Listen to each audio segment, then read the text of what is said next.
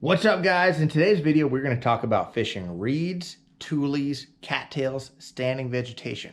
Specifically, we're going to talk about how to flip it, how to break it down, not waste time fishing the wrong stuff or fishing it the wrong way. I actually catch a couple of really big fish in this video, so I hope you guys enjoy watching that. Hopefully you learn a thing or two. If you can, please like and subscribe to the channel. You know what to do there. Appreciate it. Hope you guys enjoy the video, and we will catch you at the end.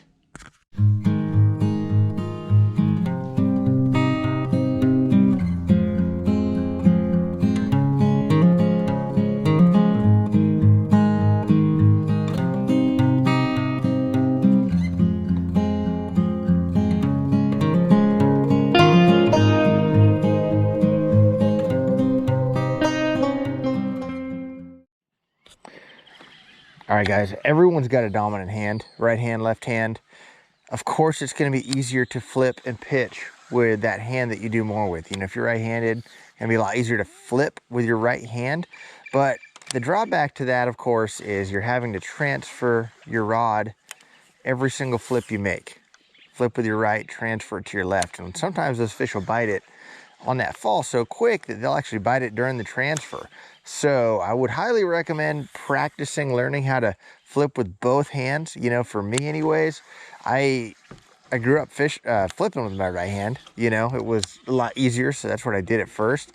And that's fine. Like, you're gonna be okay doing that. But if you could learn how to flip with both hands, I think it can be really beneficial.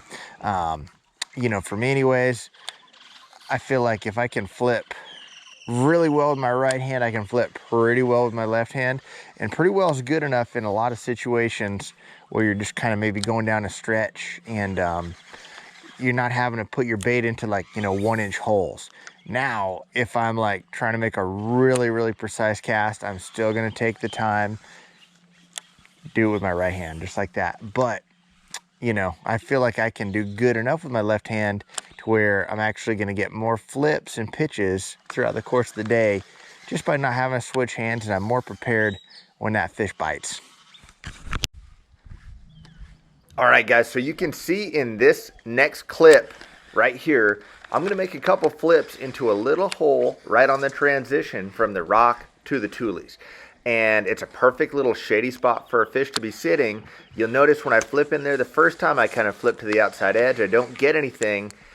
The second time I flip in there, the fish actually boils on the bait, and you can hear it pop and boil. He didn't have the bait. I waited to set the hook. I fished it for a second there, and he came back and ate it.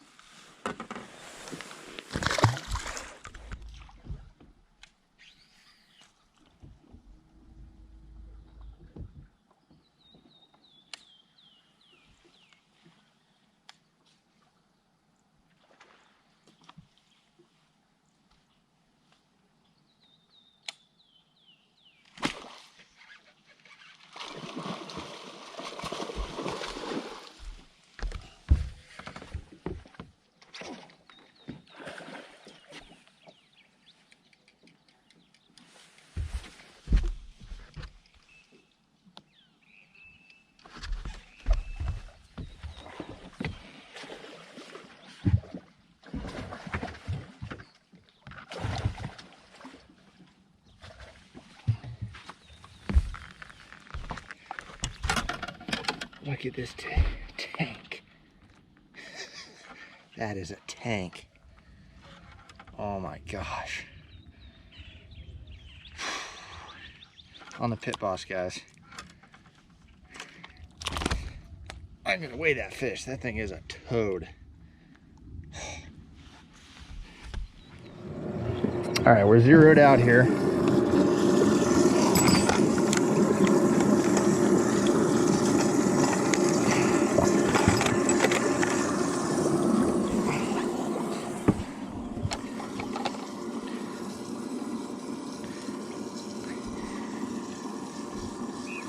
$8.20.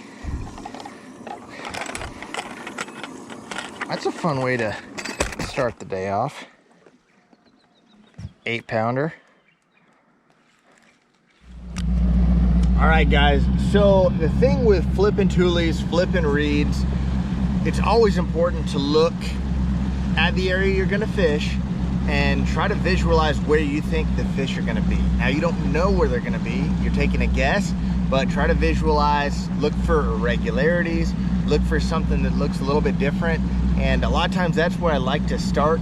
You know, sometimes where it's gonna transition from rock or gravel into the Tullies, into the reeds, maybe when it's going from one type of grass to another. You know, a lot of times you'll have like pencil reeds, they transition into Tullies, and then a lot of times they'll be right on that edge. Transitions are really important. You know, places where they come to a point where they make a point, that's a really big deal.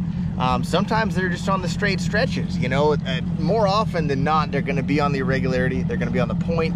They're going to be where it's a little bit, maybe a little bit deeper, or a little bit shallower, depending on the depth of what you're fishing. But there's no other way to find out. There's no way to find out other than just putting the trolling motor down and fishing through it. What I'll do a lot of times is I'll fish pretty fast. I'll make a flip like maybe every 5 feet or something like that until I get a bite. And when I get a bite, that's when I slow down and really try to milk it. You know, you have to let the fish tell you where they're sitting, what they want, and it's never gonna be the same 2 days in a row. You can take guesses, and that's gonna put you in a higher percentage area maybe, but sometimes they'll fool you, you know, and you'll think, oh, they should be on that edge over there. You fish halfway down and they're smack dab in the middle. And what you might realize is, hey, you know, the Tullies are 1.5 feet deep all the way down, but right in the middle there's a stretch that's 3 feet deep, and that deeper water's got the fish, because there's so many factors involved. You might have falling water that brings them out to the edge. You might have rising water that pushes them further back in. You might have a shad spawn going on that puts them on the edge. You just don't know. And then, of course, the most important thing is the sun. You know, early in the morning, a lot of times you'll find them closer to the edge.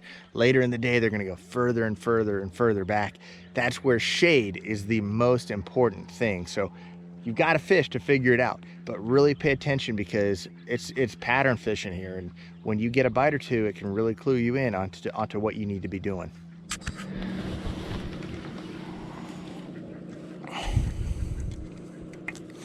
This is good stuff. When the day started, this was brand new weight. Starting to get the teeth marks. Those are some big fish teeth marks too. So this right here would be a key spot, guys. You can see where we go from rock right into the reeds here. This is where I'm gonna fish real patiently, fish real slow. Once I get through this stretch that looks high percentage, I'll pick it up a little bit, but I'm gonna start pretty slow right here for the first 20 feet or so. Another thing that I think is important is angles, right? So when you're working down a stretch like this, a lot of times you're gonna be flipping straight in or a little bit ahead of the boat, but you always wanna be looking back and looking to see if any angles open up from another side. So like we're working this way, but I'm looking back and wow, I see a nice little shady pocket back behind us. Flip back in there, hit that shady little pocket before you keep moving. You really, once the sun gets high like this, shade is such a big deal. That is really the thing that we're looking for.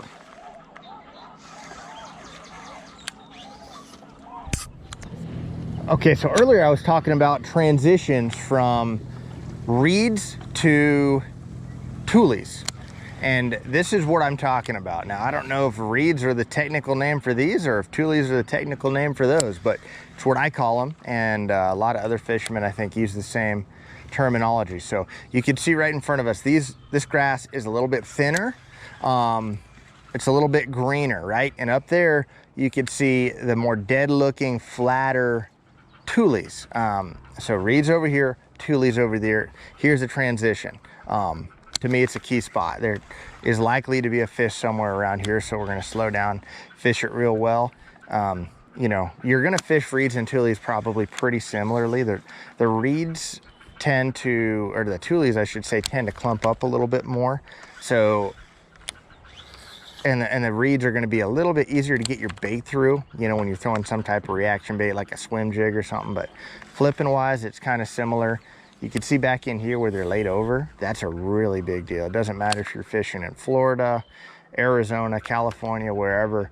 If you have reeds or tullies laid over like that, it's a magnet to fish. And really, it's because of the shade. There's so much shade underneath there. Even when it's cold. When it's cold, that's going to act almost like a heat blanket. I don't know if any of you have like a swimming pool where you might cover it in the winter, put a solar cover on it or anything like that, but that's similar how that works. You know, it's just gathering that heat all day long, and the wintertime, it's got shade, but also warmth, so the fish will be sitting right underneath it.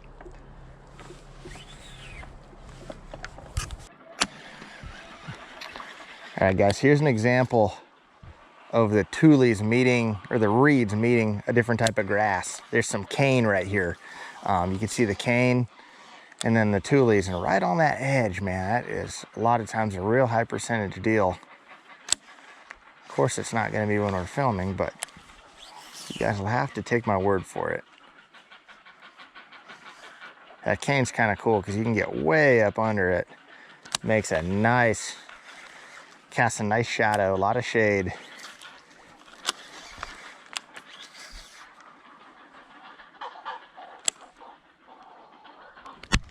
That is a thing of beauty right there, guys. These reeds that are out off the bank a little bit. This is a really pretty looking stretch. See, I went back and flipped back there because I saw a shade pocket, but we're going right back into these isolated reeds. If we were on a northern lake, it would be a guarantee that that would be holding a bass. There's no guarantees in fishing Arizona, but man, if we were in Minnesota and you saw some little pencil reeds like that on their own, even Florida, it'd be a guarantee.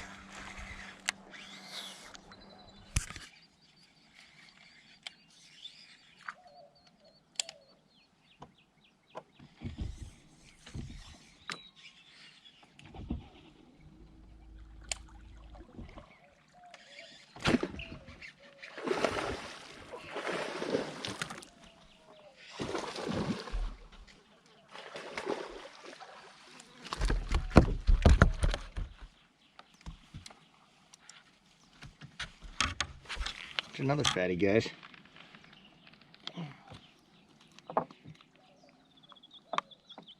Gosh, he's so good.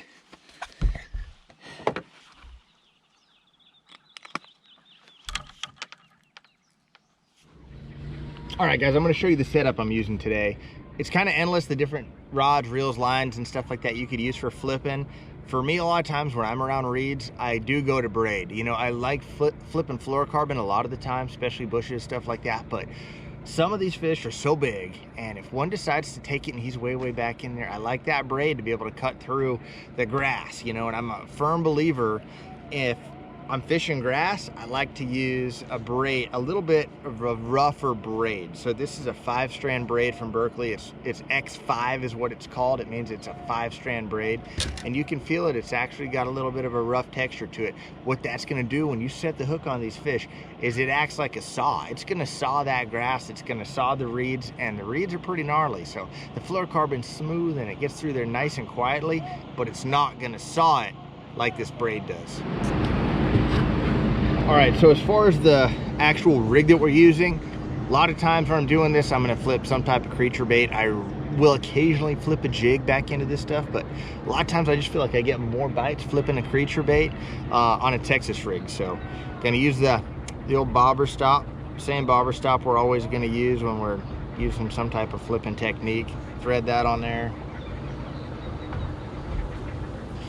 Weight size is really important. If you're really going into this, gonna do it all day long, and you're lucky enough to have a couple rods that you can flip with, you can rig up a couple different sizes. You know, I start at about a 3/8 doing this. I don't go much lighter than a 3/8. I'll go as heavy as an ounce, ounce and a half if I'm really trying to punch way back in there. But a lot of times I'm gonna start with a 3/8, that's what we've been flipping today. I'm about to go to half because there's been a couple instances where I wish I could have punched it in a little bit further. So this is a 1/2 ounce XPS tungsten, a 4/0 Berkeley Fusion 19 flipping hook, and I'm gonna snell it. So wrap that thing 4 or 5 times. We'll snell it. Bee, get out of here, bro. These bees bite out here. Some nasty bees in the summertime in Arizona.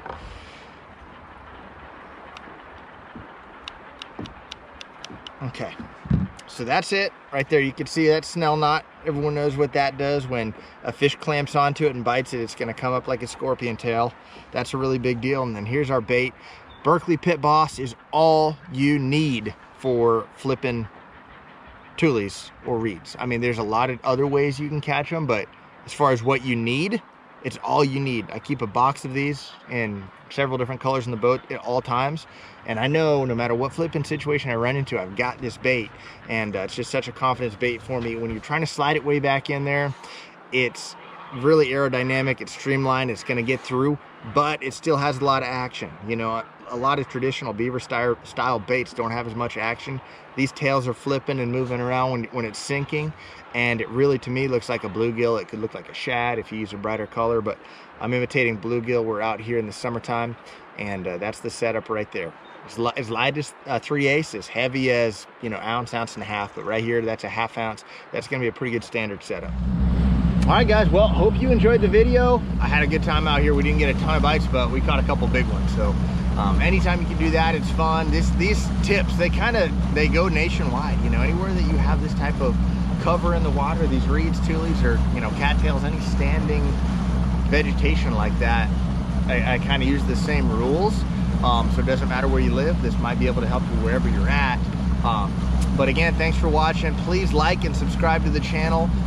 Drop a comment. I'm still new to this, so I guess my first video I put out, I had the comments turned off, but they're on now. So feel free to leave a comment with any questions you might have, any suggestions, anything that you want to see. And I will see you guys in the next video. Thanks.